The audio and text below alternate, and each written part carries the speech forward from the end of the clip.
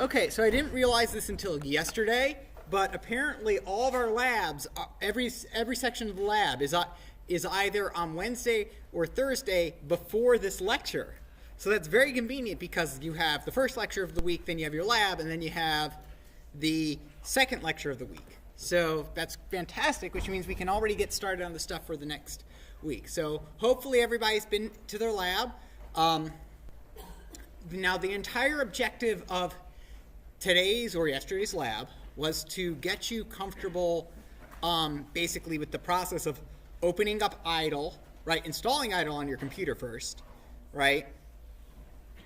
Opening up IDLE, and then writing the script, right? So we open up IDLE, and one of the big things that I saw a lot of people do, you were not alone if you did this, a lot of people did that, was like they were trying to write their program in here, right, inside the shell, the interpreter, right? So there's two modes for this, right? You have the shell over here, which is for your which is basically your this is basically you speaking directly to the Python interpreter. You get to talk to the Python interpreter directly, and it will execute what you are doing. We called this a REPL, a read, evaluate, print loop, right? And so basically if I put in something like x is equal to 5, it will store 5 in x, and then I can print x, right? And it will just simply read it, it's just simply waiting for me to do one line at a time and run things. The other way, and the more common way we're going to do things, is to write a script. And the reason we do it in this way is that if you make a mistake in a script, or you want to change something in a script, you can just change the script and rerun the script. When we write a Python script, which is typically stored in a .py file, right? I'll just call this something.py, right? I can say print hi, print I am Andrew, right? And I can save it and run it, and it'll run in there just fine. And if I want to go back and realize, if I'm addressing the class, I should probably call myself Professor Rosen, and I can simply change that over here, right? And save it, and then I don't have to enter in the first line anymore, right? The first line's still there, it runs it, right? Now with what happens with this is that essentially when you hit run, it looks at the first line, it reads it, evaluates it, and does whatever it is. It doesn't necessarily print it unless it's a print command. And then it goes on to the second line and reads it and evaluates it and does it for all the other lines. Basically it goes from the first line all the way to the end, right? Like it's reading a script, a literal script, right? For a performance or something. So here it's just reading one line at a time and basically executing those lines in turn. So say I have an error over here because I forgot to put my parentheses over here, right? It will say unexpected, it won't detect it until I try to run it, okay? So over here though, let's say I do another error and I call this prompt instead of print, okay? Totally happens because I and O are right next to each other, right? It will execute the first line, then it will go on to the second, right? Where it will say there's that in file /home/Andrew /something.py, and if you're using Windows, it will look something more like C:/ users, whatever your username is, and then in your documents, then the Python file, right? But point is, it says this is where your Python file is. This is the error. There was an error in line 2 in module because we were just using basic stuff here. And it says this was the line this was what gave me an error. Prompt, I'm Andrew Rosen. And then it says what kind of error it is. It says it's a name error. Prompt is not defined. Makes sense. Prompt isn't actually a word, I think.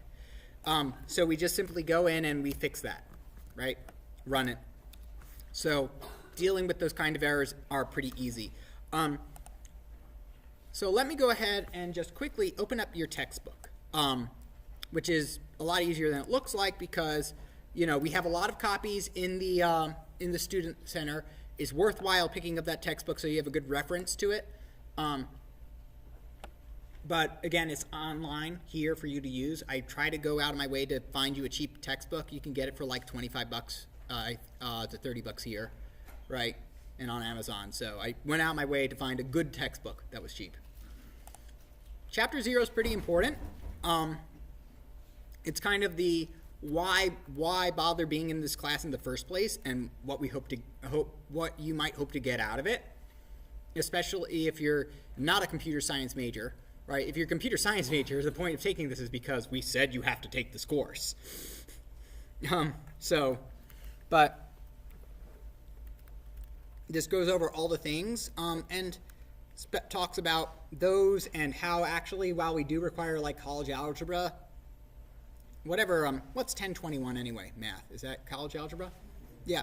We require that just simply so I can talk about things like multiplication and exponentiation and not really have a bunch of people staring blankly at me, okay? And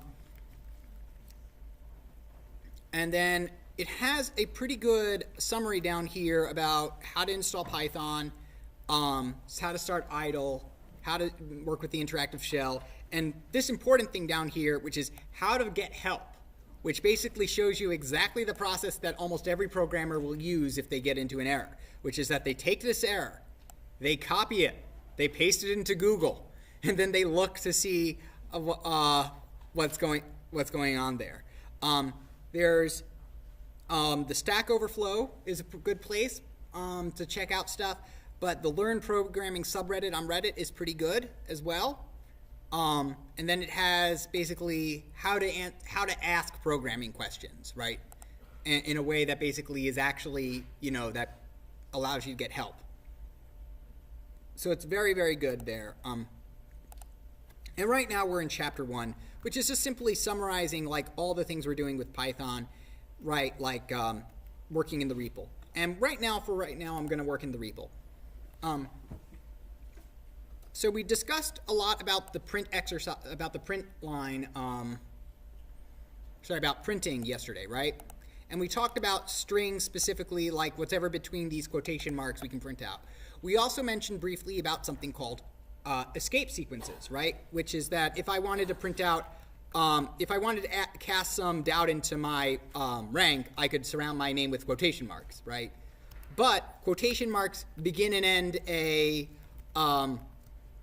they begin and end a string, right? So it sees quotation mark I am space and an end to quotation mark, and it thinks, oh, we're done with the string, right? So to solve that, we use escape character to say, hey, if you see this backslash symbol, just know that there's a special character coming after that. And so if I do that, I can actually print out the quotation marks. I'm Professor Rosen, right? If I just had this, I would get an error, right? And let's see, it's going to say invalid syntax, right? It's just going to say that that's just not right. That's not the way things work here, okay? Invalid syntax is generally not very helpful as far as it goes, but yes? If the whole thing on the outside was double quotes and this inside would be single quotes, would that work? Excellent question, yes. So you can also begin and end strings with single quotes, and if you use single quote marks inside double quotes, it works naturally, and other way around, right? But over here, right, now we get into an issue, right, with that apostrophe over here. So then we have to escape that apostrophe over there, right? So it doesn't, everybody kind of get that basically if I switch to single quotes, then I have to escape this, right? Because it looks for if it sees a quote or a double quote, it knows to start a string. And if we're inside a string, if it sees a quote or double quote, if it began with a single quote, it knows to end at a single quote. And if it starts with a double quote, it knows to end at a double quote, right? So surely there's a way to avoid using these entirely. In other programming languages, there's not, but Python is amazing, so yes, there is. If you really want to be emphatic about this, and you'll find these at very specific times to use these aren't always things to use. if you want to, you can start something with 3 quotation marks or 3 single quotation marks. And then whatever's in between those 3 quotation marks is literally done. So, and that I think includes like doing things like this. Right? I put in a bunch of spaces into string. So, if you need to know how to rent, so 3 quotation marks at the beginning and the end, it just starts interpreting things literally. We don't use this too much. I'm probably not going to put it on a test because it's a bit messy, but it's useful to know. Okay? It's useful to know if you're basically banging your head against the problem with strings and you just want to get that specific string in there, right? You can use 3 quotation marks to begin and 3 quotation marks to end. Okay? But of course, dealing with words isn't all that we can deal with. We learned that basically we can use this thing as a very advanced calculator, or at least a very basic calculator to begin with right now, right? We learned that that we do a number of operations, right? We can do addition, we can do subtraction, we can do multiplication. Whoops, unexpected indent there. That's something you have to be aware of in Python, by the way. It doesn't like you starting with spaces because it will use spaces to tell what belongs to what. So multiplication, 4.5 times 2. Division, 6 divided by 2 gives me 3, right? It gives me 3.0 because it assumes if we're doing division, then we're going to be doing, we're converting it to a floating point number when we do division. Because, right, if I were to do 5 divided by 2, I should be getting 2.5, right? Now, this is different than other programming languages, which 5 divided by 2 would give me 2, right? In other programming languages like Java, C, pretty much every single other programming language, right? I can actually show you guys. Let me go ahead and boot up the J shell, which is the Java equivalent of the REPL for Python, right? 5 divided by 2 in Java says it's 2. But 5.0 divided by 2 says it's 2.5. Now, why is this? It's because of the way types work, right? These are integer types. If we convert them to however, when we see that division sign, we say, oh, well, division that can have some pieces in it, so we should convert that into a floating point type, okay? This kind of question, by the way, is a 1-point question on the exam, basically saying, hey, integer divided by integer gives me 6 divided by 2 gives me 3.0. That's a 1-point question on the exam, on the first exam. Similarly, integer division, 6 divide by 2, right? 2 division signs means integer division, right? Which means, just treat the integer, just treat both things as integers. If there's any left over, like floating points, just throw them out, right? 5 divided by 2 gives me 2, not 2.5. It just throws out the remainder, right?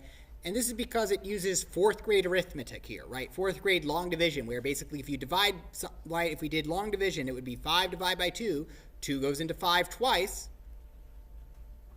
and it has a remainder of 1, right? We don't do 2.5. We say it's remainder 1.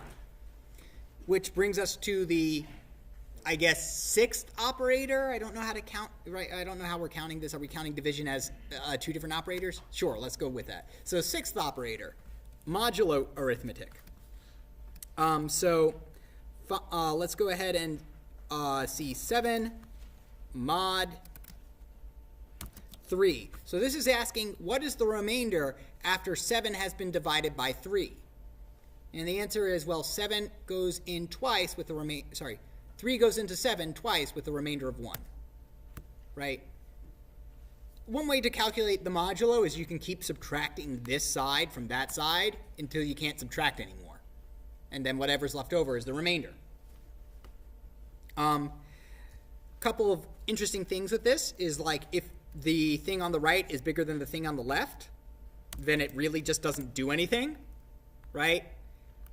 Right? If the number is bigger, if you're trying to divide by a number by a bigger number, then it's going to be like 0 point something something something. So the remainder is going to be whatever that number was. You can't go into it any times. Like 7 divided by 1,000 is small. But 7 mod 1,000, what's the remainder? It would be 7. So it's fairly so that operation is fairly straightforward. If you're worried about having to do that on a test without a calculator, then I'm happy to inform you that I generally ask you to do division by only 3 different numbers, or modulo by only 3 different numbers. I ask you what things are modulo 2. So like 8 mod 2, right? That's going to be 0 because 8 is an even number, right? 2 goes in 4 times. 5, right? And that's to check whether something's divisible by 5 or 10. And then 10, because that's super easy to compute, right? Because 15, let's see, 1, 2, 3, 4 mod 10, that's going to give me the last digit. That's going to give me 4. That's what's going to be left over. Mod 10 is very useful because it gives you the last digit. This will probably come up in a homework in a couple weeks. All right, I've already mentioned that, but I figured to mention that again, especially since I know there's people here who this is their first time being able to attend the lecture since they couldn't get in on Tuesday. Right. So, okay, so that's what we went through. We also learned about things called variables. Okay, and you probably know these from math, like x is equal to 5. Now, the big thing here is that you want to view this as an arrow operation. Imagine that there's this box labeled x, and we're storing 5 inside of the box. And now when I go to ask what's inside x, like by printing x, we're going to look inside the box, take out the 5, and present it to the user, right? A 5, just what I always wanted, right? So if I do x plus 7, we get a pretty obvious result, right? 5 plus 7 will give us 12, right? Now, I can change what's in here. And if I change what's in here, x is equal to 12, I'm just simply replacing what's inside, right? So I can change what a variable holds, right? X is equal to 12, no problem. I can also self-reference the variable. And this is a very common operation.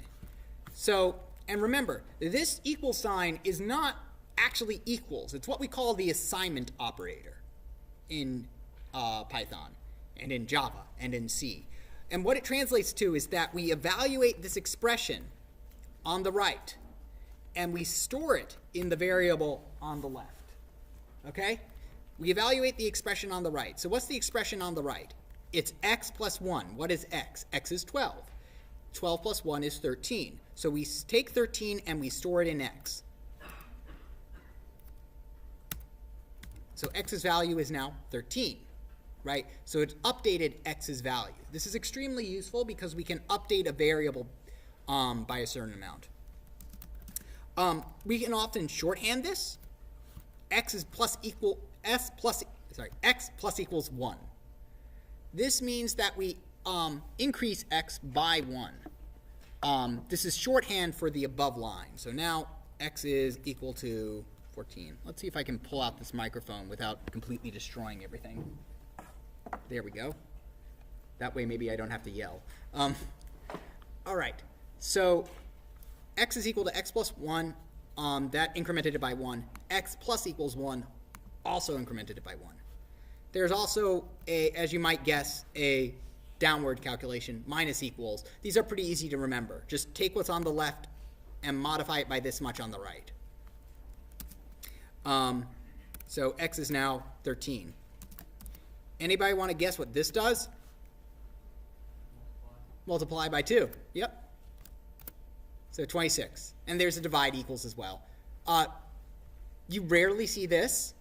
You're never going to see it on an exam. You're going to see this pretty regularly.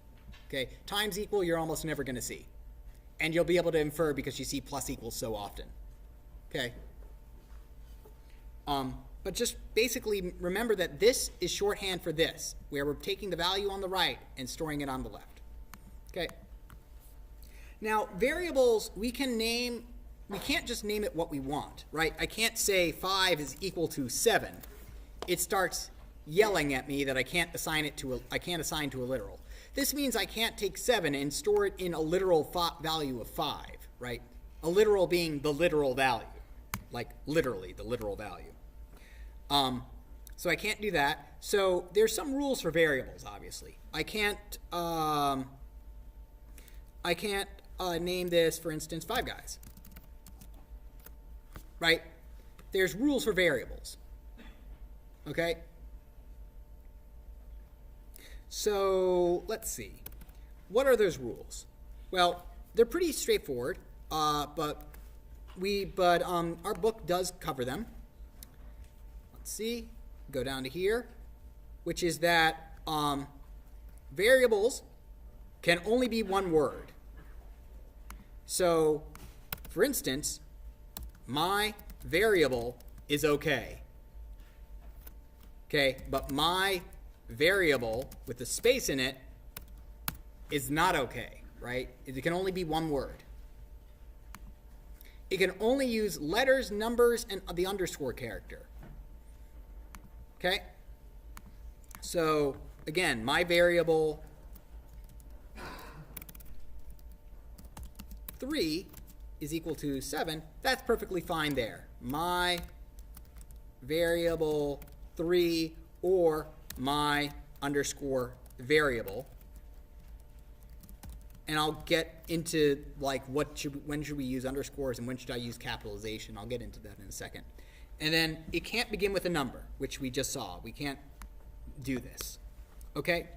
And again, I was trying to do this yesterday, but I didn't get the chance to do that. What's important to know here is that it's not completely true that you can only use letters.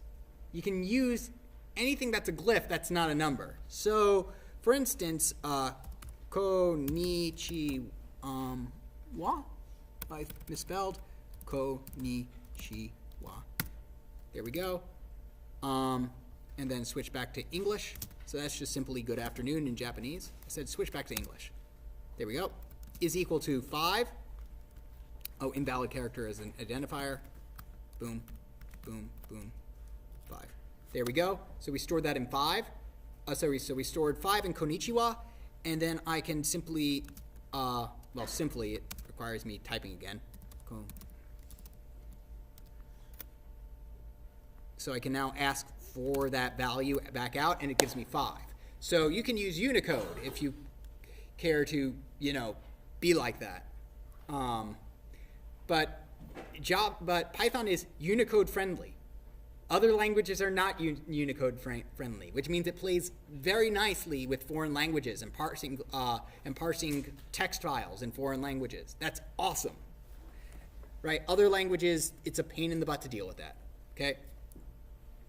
All right. So you may have noticed that I named this over here my variable, and I had 2 words here, my and variable. And the way I differentiated them was by using a capital letter. And then over here, I did my underscore variable. Okay?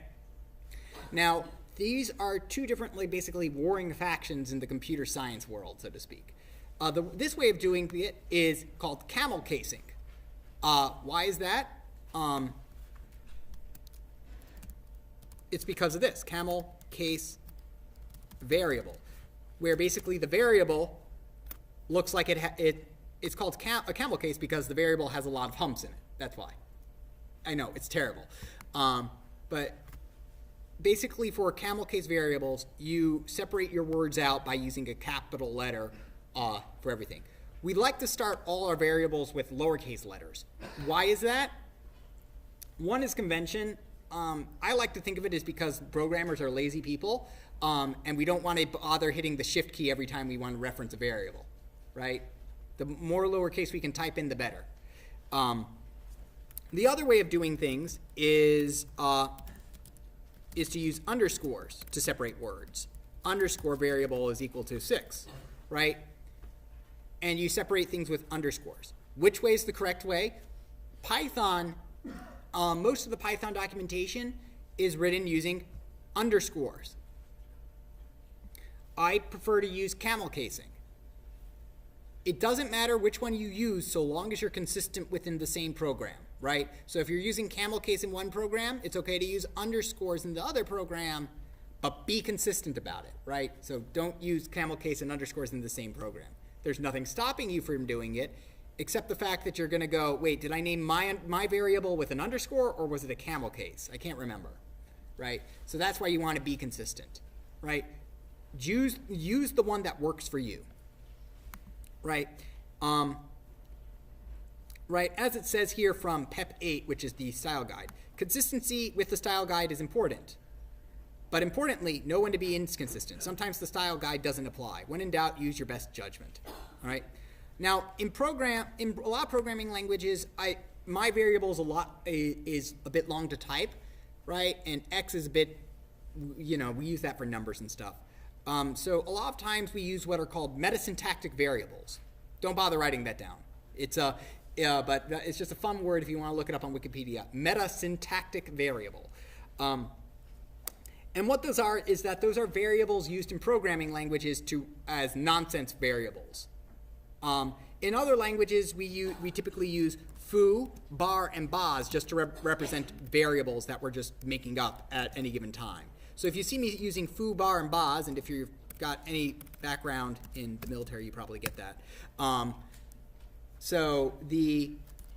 But those are basically the metasyntactic variables. Now, Python, being inspired by Monty Python, doesn't use that, and instead it uses spam, eggs, and bacon as various programming languages. So if you see me using spam, egg, and bacon as various things, this is because it's a joke, okay, as opposed to actually representing spam, eggs, or bacon, okay?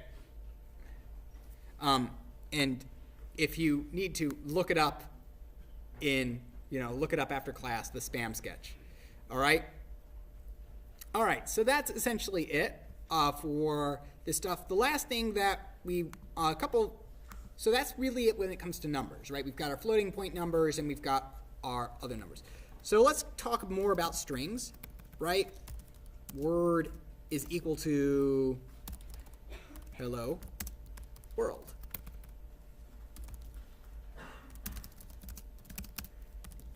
Pretty long string.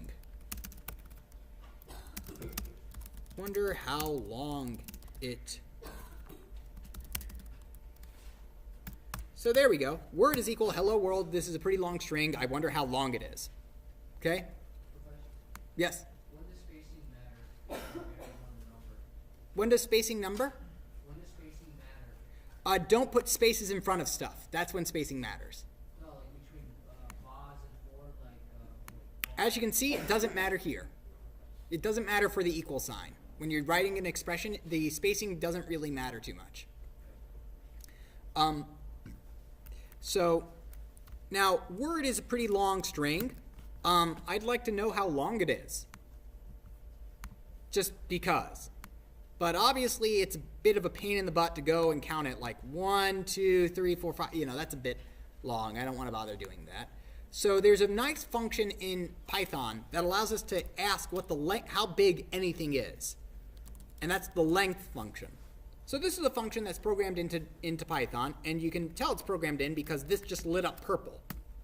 Len of word. And it will tell me that was actually 70 characters long. Surprising.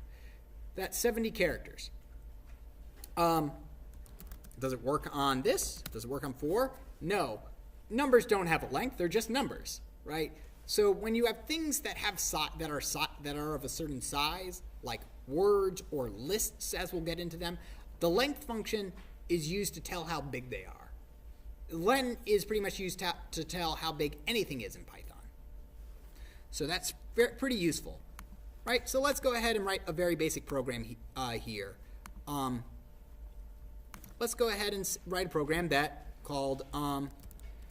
let's go ahead and go into, let's go ahead and start actually storing this so that I can upload it online.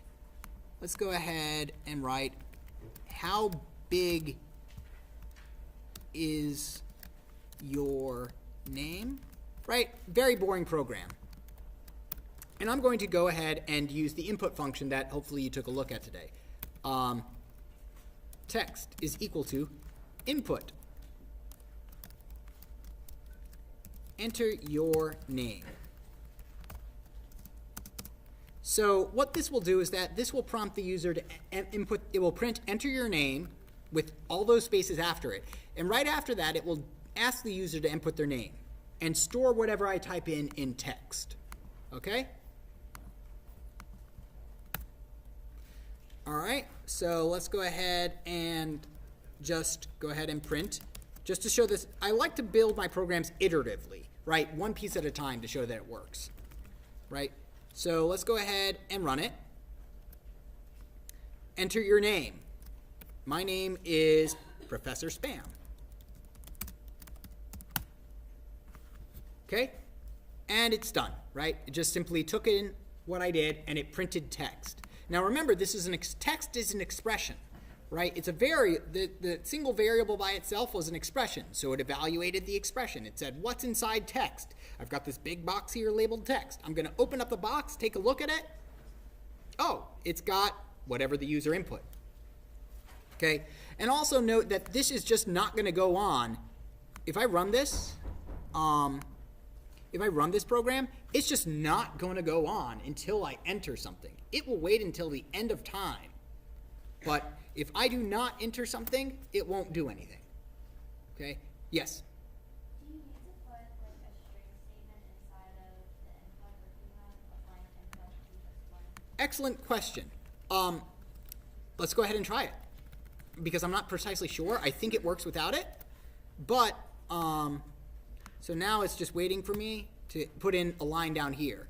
So now, the reason we like to put in a string statement over there is so that we can prompt the user and say, hey, you should enter something, right? Otherwise, we like to be polite to our users.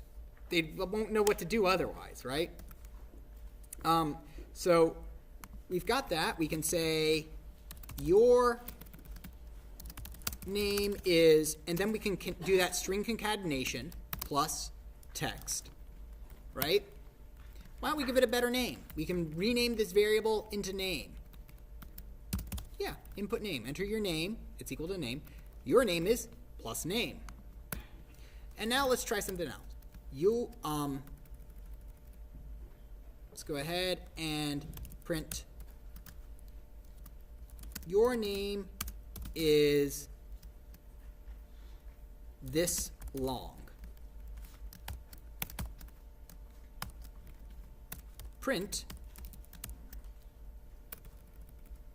Let's go ahead and make a separate variable because I'm going to make this as simple as possible.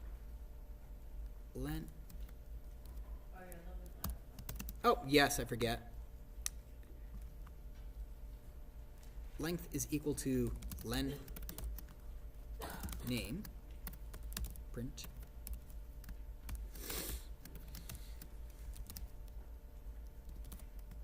All right, so let's go ahead and see what this will do. It says we're going to enter our name. We say your name is this, and then we say your name is this long. Then we calculate the length of whatever the person entered and print it out. Enter your name, Andrew. Your name is Andrew. Your name is this long. 6. Now, what's important to note is that really it executed these lines in exactly the order I did them in. So there's nothing stopping me logically from putting this over here where I get the name and then I immediately calculate the length of the name, right? Nothing wrong with doing that. In fact, I prefer to do it that way because it keeps all my calculations over here and all my print statements down over here. Now, let's see. I would rather print out the name. Now that is a bit awkward saying your name is this long, right? That's a bit annoying, right? That was kind of order. You should say, would be better if I could say your name is length characters long.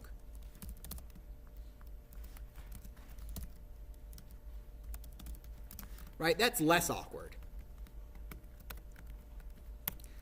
All right. So, and I seem to recall saying that I need to glue things, if I'm, putting strings together, I need to glue them. Right, but if we remember from last lecture, I'm going to run this, so don't worry if you didn't catch that. Andrew, it gives me an error on line 4 I'll highlight it, on this entire thing. It says that we can't do a string plus an int. It doesn't work. It's an undefined operator.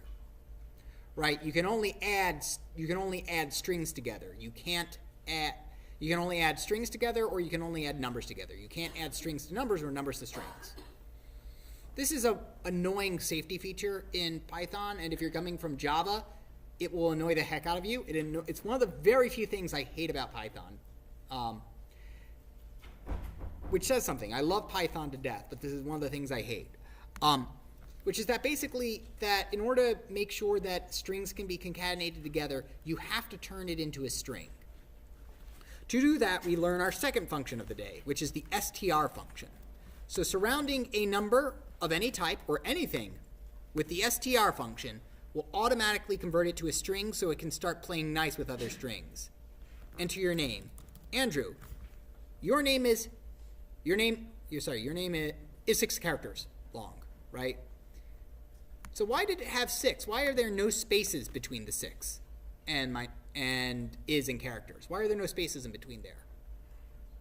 Yes? There's no space here, like the quotation is C in characters. Right. Right, he said because there is no space here or here, right? Because my computer is not actually a computer. It's actually a malevolent evil genie who will interpret everything literally, even though I don't want it to be that way.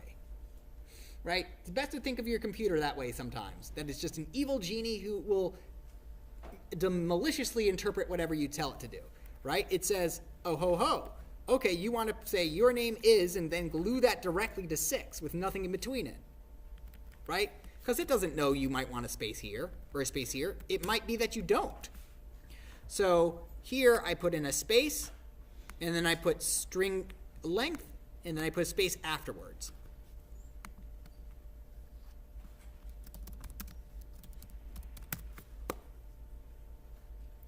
Right? That's 10 characters, and now we got the space there for 10.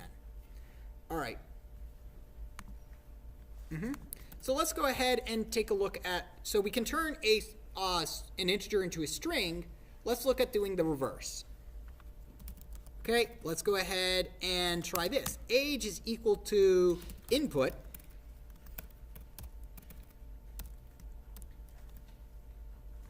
Please enter your age. Right?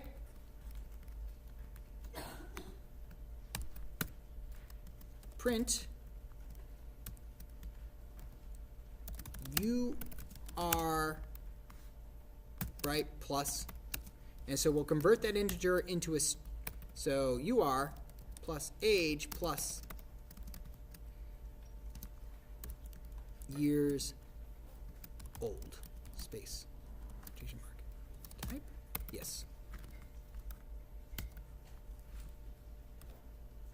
Enter your name, Andrew. Yep, sorry if I'm moving fast, right? It's age, you are this years old. So, but don't worry, from now on, all of the code that I do in class, it is going to get uploaded onto a page under pages.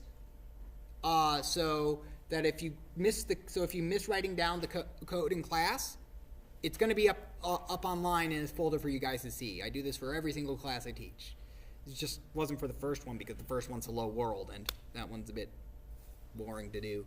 So please enter your age. Print you are this age years old. Okay.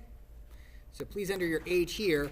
And if I say I am 31, I am 31 years old. So it prints it out. Now notice that it did not need to turn this into a string. Why? Why didn't I need to turn this into a string? Yes. Because the input was a string. It was already a string. We entered in the characters 31. Not, we didn't enter in the number 31. We entered in literally 31, right?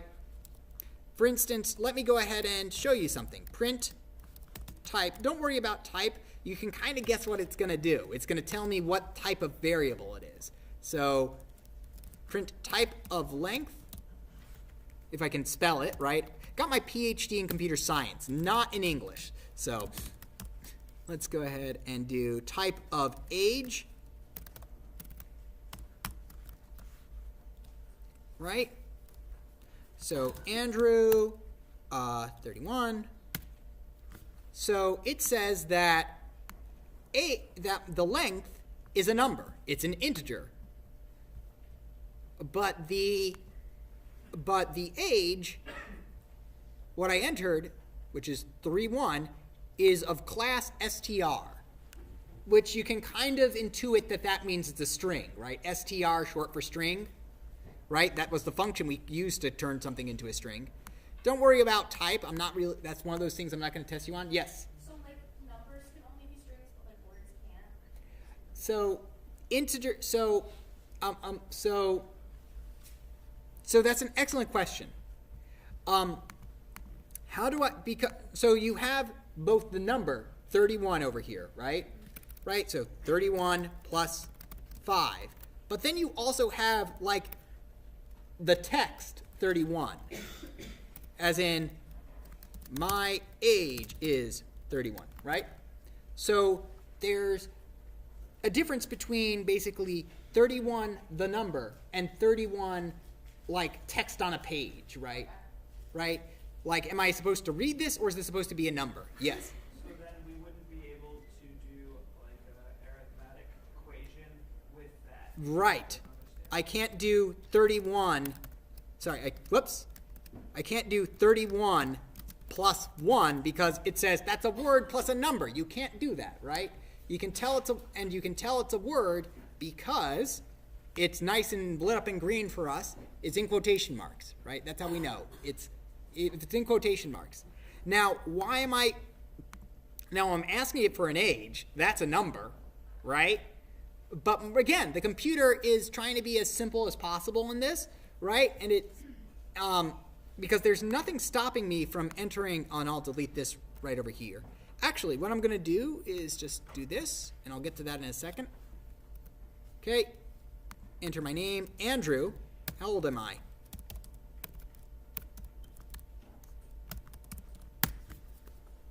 Right? I can type out literally the word 31, and it'll print out I am 31 years old. Okay? And this is because when we're asking the person to input something, we don't know what kind of thing they're going to input, right? They can input anything. They could input utter gibberish, right? Like I could enter, my name is Zerg, and my age is moi ha ha ha, right? Right? There's nothing, I haven't written anything in to stop that, right? So an input basically says I'm going to be inputting keystrokes from the user. What are keystrokes? They're strings. They're individual characters. They're individual glyphs that the user is typing down, right? So I'm assuming that anything coming in is going to be an integer. Now, I put these little hashtag marks or pound symbols in front of these lines, and this is a useful feature. This is called a comment, right? And I said that the computer reads every line one at a time. The exception is with comments, which show up red in idle, right? This is a comment. Humans can see it.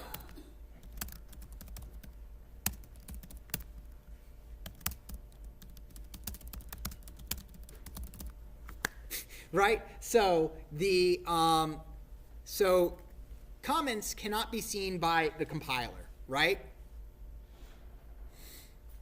So in other words, if it sees a pound symbol, it will say, that's meant for human eyes only. I'm not going to read it. And it will go on. Now the reason of this, why do we have comments? They serve a twofold purpose. The first is right over here, is that I can comment the code and say, this block of code reads in the name and prints out the length, right? I can literally comment what this code is going to do, which is useful because I guarantee when you're going to get it to that point where you're looking up some code from 2 weeks ago and going, what does this code do again? I know this because I've been in I've done that multiple times, right?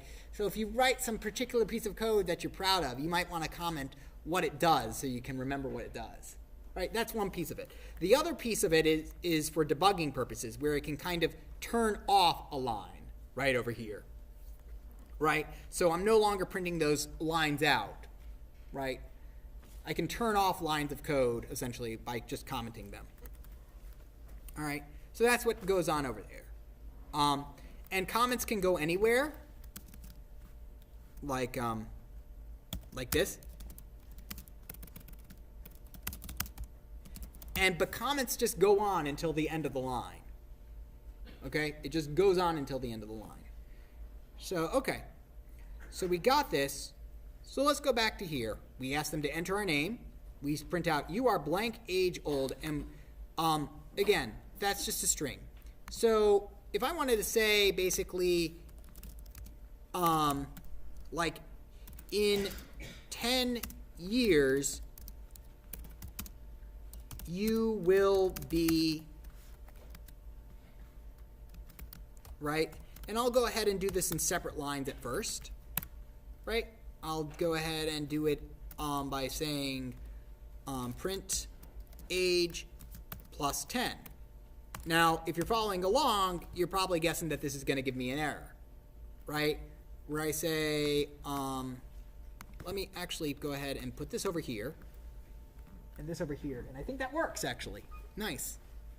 Okay, so my name will be Andrew. Please enter your age. It is 31. And in 10 years old, you will be print age plus 10 gave me an issue. Must be a string, not integer, right? I can't add a string to an integer, right? Because age got stored as a string. So if we know that it holds if we know that the string is made up of an integer, we can ask Java to convert it to an integer. Well, not Java, but Python to convert it into an integer by surrounding it with the int word, right? Just like you surround it with str to turn it into a string, int does the reverse for anything that is a number. It converts it into an integer. So let's go ahead and run it again. Andrew, 31. You are 10 years old. In 10 years, sorry, you are 31 years old. In 10 years, you will be 41. Okay? Now, of course, some of you might be thinking, what if I enter in, again, moi, ha, ha, that's not a number, right? It will say, it will crash. This is your program crashing. It gets to something it didn't expect, and it says, hey, that's an invalid literal for int with base 10, wahaha. It's just saying that it's not a number, right? It's a lot of complicated things for saying it's not a number. Yes? If you want to change integer to a string, you write str, or you can put a quotation mark right around it and that does it? You need str because using quotation marks around it are for string literals, right? It's not enough for me to turn something into a number. It's not enough for me to surround length with quotation marks, right? Because then it will literally think it wants length, the word length, not the variable length. So we're saying take what's in the variable length and convert it into a string, right? That makes sense? Is there a shortcut for turning it into an integer? This is the shortcut. This is the shortcut. It is so much harder in other. That is a shortcut in Java. It is integer.parseInt. It's a shortcut. It's much shorter in Python.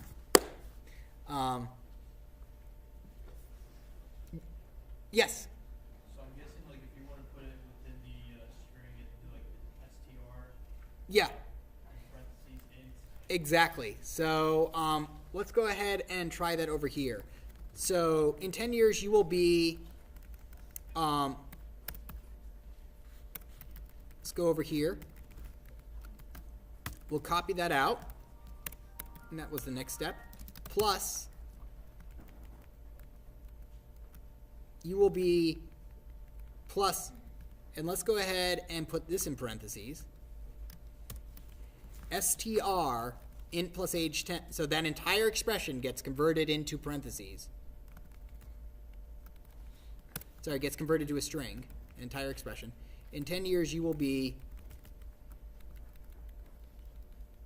yeah, here we go.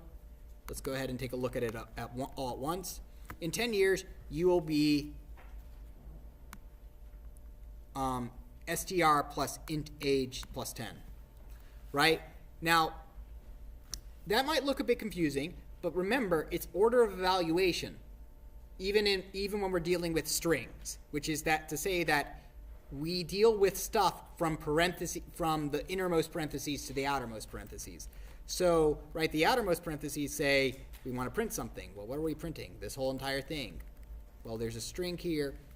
So this is the innermost parentheses over here, which is the age, which is 30, which is going to be whatever. Let's say it's 31. So that will, then we're going to say we want to convert that to an integer, right? So it'll be 31 integer plus 10, which will be 41. Convert it back to a string, convert 41 to a string, and then concatenate it.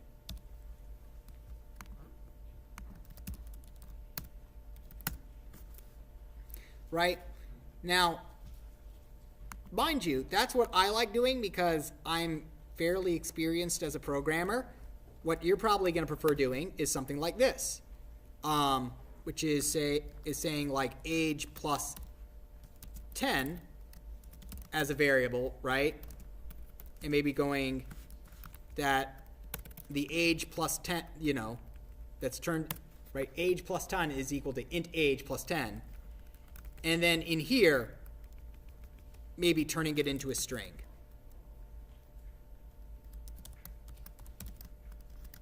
Either way works, by the way. Right? Those are both of those ways that I just showed are correct. One just takes a more step-by-step approach. Right? This way is a bit more step-by-step.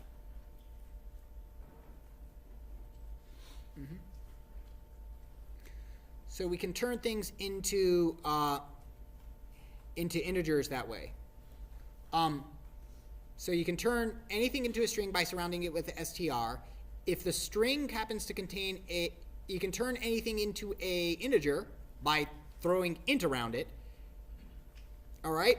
And I think I can just kind of show you what the last one does. I think you're all going to be able to guess what it does just by the name of it. Float 7 will turn it into a floating point number. That turns it into 7.0, right? Or float 7.5 will turn that into the floating point 7.5, right? So we've learned we've learned about strings, integers, and floats, and each of them have a function for turning one into the other, right? Right? It's a magic function where we say, where it's just saying, give me anything and I'll turn it into this if I can. And if I can't, I'll crash your program, but that's your problem. You know.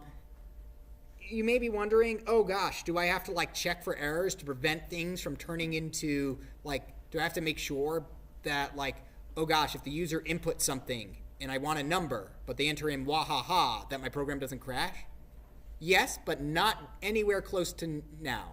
That's much, much, much, much later in the semester that you have to worry about inputs. For right now, when we're working with programs, you can assume that the user is going to be nice and they're going to enter whatever you ask them to enter, right? If you want a number, they're going to put in a number, right? You can assume that for right now, right? Because input validation is its own kind of little nightmare. Especially when you assume things are true, like people have names. Yes. Can't you just kind of use an if statement for input validation? You'd think so, but yes, you can. But I mean, it gets much. Start the function up top, and then declare the function if something else. Yes, you can use an if statement. It's just that oftentimes the programs are much more complicated. You'll find that basically that there's sometimes edge cases, but for like making sure that things are the proper type, yeah, if statements will work. But we don't have to deal with that yet, is what I'm saying. Okay, so let's see. So we learned about length, we've learned about string, float, integer. Interestingly enough, if we do int on a floating point number, by the way, like if we do int on 4.7, it's just going to give me the integer portion of it. Just going to give me 4, right? That kind of makes sense, right? So int can convert anything that as long as it works, it will convert it into, as long as it can be converted into an int, it will be converted into an int. There's one other one here which I really like. Yes. Does it round down every time? Yes, because it cuts off. It's cutting off, so that's why it's rounding down. Mm-hmm. Okay. So, yes, just like dividing with integer division by 1, it would just cut it off. But well, actually, integer division wouldn't, would get converted to a float in that case. So, right, if I were to do 7.0 divide by 1, it would just do 7.0, right? So 7.5. Oh, okay, so let's see. There's one other one here, which when we start talking about cryptography, which will be very fun, which is ORD. And we'll find out more about that, but that does something over here, which you may not expect. It gives me, I put in A and it gives me 97. So quick question. If that's 97, any guesses what this is going to be? 98. Very good guess. It is completely right. 98. So this gives you the Unicode value of whatever we're typing in,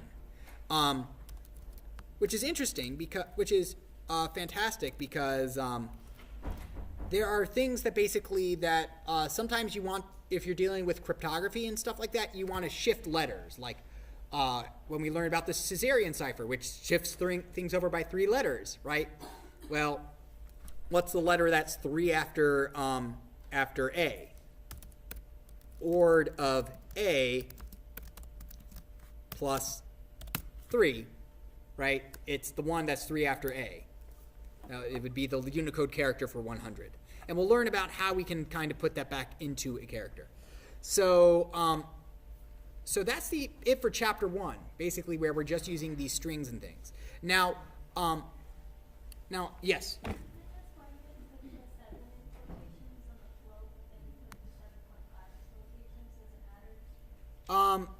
It was to show that it works on both converting an int into it, so it was to show that we can convert both an int into a float, and we can convert both a string which contains a floating point number into a float. The quotation marks are necessary if we want to. They're different things, is what I'm saying. This is a string that contains a floating point number, right? It's to show that we can extract it, right? This turns it from a string to a floating point number. So I can start doing stuff like adding to it, right? Like float 7.5 plus 1, assuming I can, there we go, will be 8.5. It's showing that I can convert that string into a number. That's why I have the parentheses around it. It's not a needs it. I needed it for the example. All right, so now this is, again, the end of chapter 1. I'm going to go ahead and start chapter 2, but the big thing here to take note of is that, we've learned about variables and how they work, as well as like our basic data types. Now, starting next week, we will have our first quiz in class, and that's going to be easy. It's not nearly as terrifying as it sounds. The way most of my quizzes work, because I like to be as lazy as possible, because there's 130 of you or something like that, if not more.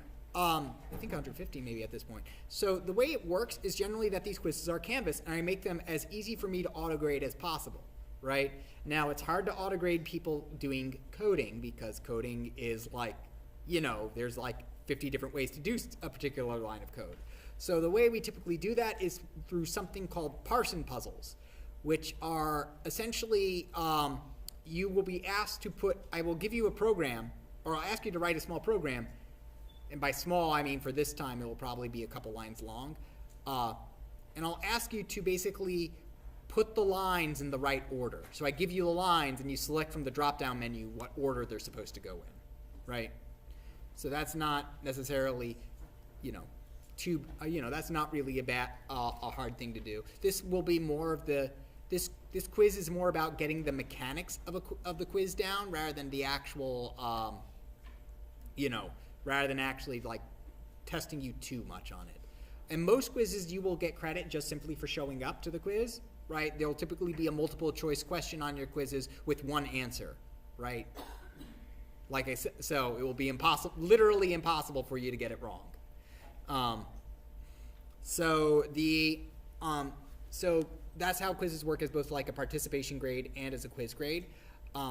They're generally like out of like 10 points, and there's going to be a couple of them per semester. And another thing to know about points, it's essentially going to cover print functions and stuff like that, and whether or not stuff is variable name. So if you look at the questions at the end of chapter 1, those will be good questions for you, okay? But again, this is mainly just, this shouldn't be a hard quiz at all. It'll be basically when we come in class on Tuesday, there'll be a quiz on Canvas. I'll give you a password to get into it, and you just complete the quiz. And if you don't have a laptop, if you've got a smartphone, it will work, right? On there. Now, so again, it's not something to really stress about at all. If you were able to do the Hello World assignment, you're going to be able to do and the ASCII art assignment, you're going to be able to do this quiz, okay? So what I was saying is that like quiz points that are like, and homework and the lab points, those are different points, right? They're different categories of things. So, right, it's not that like a quiz is like a quiz that's 10 points is worth, 1/10 of a homework assignment, which is 100 points, right? They're different categories of points. The homework points go together, and the quiz points go together, and the quiz points are worth 10% of your grade. So if there's 100 quiz points at the end and you have 90 quiz points, at the end you get 9 out of 10 points for your quizzes. Right. All right. So let's go ahead and move on to talking about, flow control, which is chapter 2, which is, in other words, taking control of your program. Okay? So let's go ahead and modify this program we've already written to be a bit more insulting, shall we? So you are plus years old. Let's go ahead and say if the user enters more than 40, we're going to just call them old. Okay? So their age is so let's go ahead and do this. So first off, we can say you are age years old if age is greater than, let's go ahead and actually say, look at this. Age is equal to int age. So first off, what does this line do over here? It says that I'm just going to take the string age and go ahead and convert it into, I'm going to take the string that we got for age, convert it into an int, and store it back in age. So I'm going to replace the string with the actual number. That way I can get rid of this over here, right? But I'll have to turn this into a string. Oh well, right? Because now string's an integer. And the reason I did that is so that I can do this a bit easier. So if age is greater than 40, print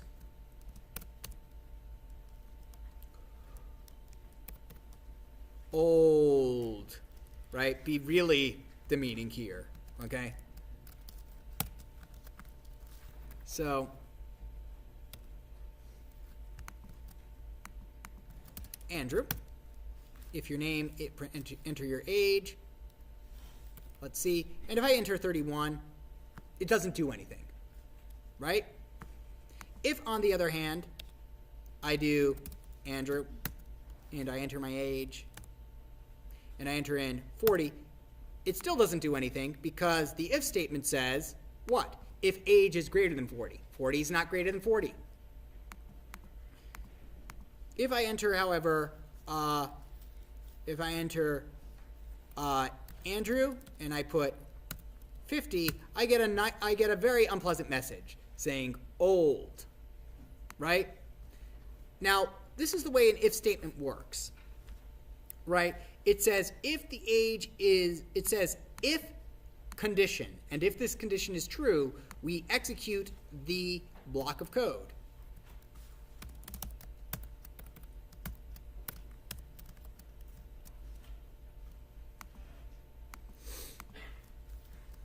Right? So, so this would be, and the way we know what's inside an if statement is based on whether or not it's indented, right?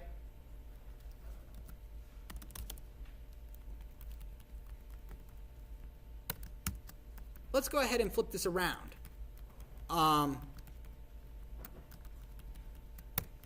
Let's say age is less than 18.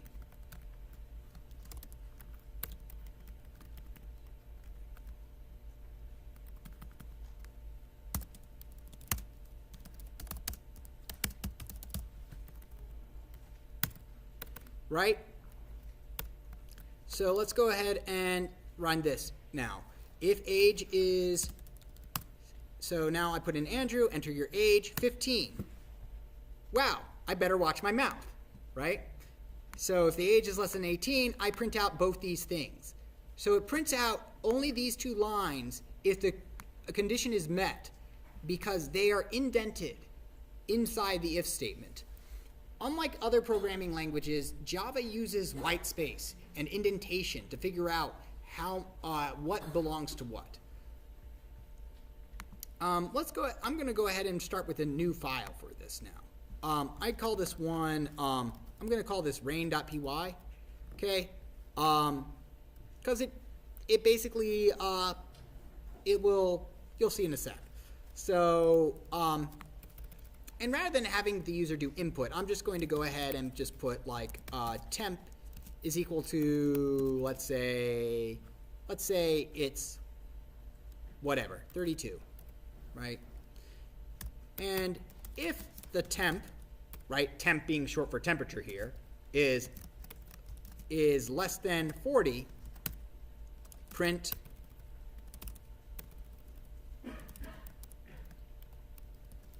brr, print better bring a coat, right? And whatever's inside the if statement gets converted, whatever's inside the if statement will get printed out. And I'll just simply print out done with program over here, just to let us know that we're done with the program. Right? So right now the temp's set to 32. So if 32 is less than 40, so it will print out brr, bread or bring a coat, done with the program. Right? That makes sense. Hopefully this is making sense so far to everybody. Right? The big thing about these is that they have what we call a Boolean expression in them. Now that's named after a guy called George Boole, a very famous mathematician, who basically dedicated his life to working on things that are all about true and false values. Now, things in Python we'll find out in future lectures, they don't actually have, there's true and then there's false, but there's also truthiness and falsiness in Python, which is very interesting and can lead to very unintentional results. But for right now, just things will be true or false. They won't be truthy or falsy. So if temp is less than 40, right, we print these out. If I set this equal to 50, right, 50 is not less than 40. That's not true, so we'll just simply skip those two indented lines, right? It just skips them, right? And it knows to skip them because they're inside this if statement. It knows it because they're indented. Now, the way I typically indent things is by hitting the tab key. And in Python, that does something very interesting, or at least in idle, that does something very interesting, where me hitting the tab adds 4 spaces. Right? So most code in Python to do an indentation is 4 spaces. And that's just convention. There's nothing stopping me from doing 1, 2 spaces over here. But what's important is that the indentations have to, be consistent, essentially. Right? So if I do 3 over here and then 2 over there, it says undent does not match the outer indent level because it's not lined up. Python is very, very, it's very much all about lining things up properly.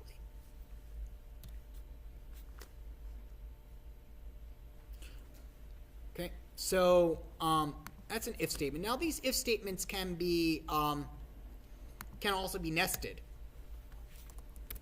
If temp is less than or equal to 32, right? So this is, as you can see, this is less than or equal to, right? Versus just less than. So if it's less than or matches, print because it's literally freezing outside. Appropriate use of literally for once, all right? And so now if we run that, we go, brr, better bring a coat because it's literally freezing outside, right? So we were inside this if statement. It goes, brr, better bring a coat. And then we go, if the temp is less than or equal to 32, we'll print out this statement, right? So we can nest these ifs inside of each other. That makes sense to everybody? So that makes sense that if I do something like 37, it goes, brr, better bring a coat. If the temp is 37 less than or equal to 32, no, it is not. So it just skips this line over there. Now, if I do this right over here, right,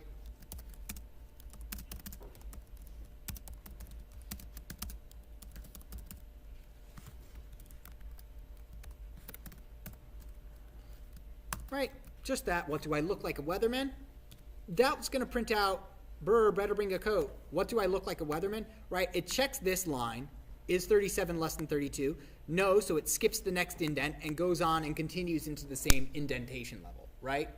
So the indentation works exactly like you would expect it to work. No kind of surprise there, right? So indentations really do help with helping you organize your code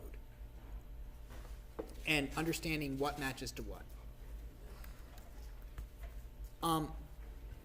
So if you want to get started with like testing these things out, you can try seeing Boolean expressions in here without using the if statement. We can say, hey, is 5 greater than 3? Yes, and that will print out true. Is 5 less than 3? That will print out false, right? So it will print out, so these comparison values, it will print out true and false. Now there's possibly one thing that you might go, wait, so is 5, let's go ahead and say, is x is equal to 5, right? Okay. Is x equal to 5? Or is x equal to 6? Wait a second, I just stored 6 in x, right? So in in Python and in Java and in C and in pretty much every single programming language, right, where we use equals for an assignment statement, to check to see if two things are equal, we use two equals. X double equals 6. True, 6 is 6. X double equals 5. False, x is not equal to 5. X is equal to meaning of life, the universe.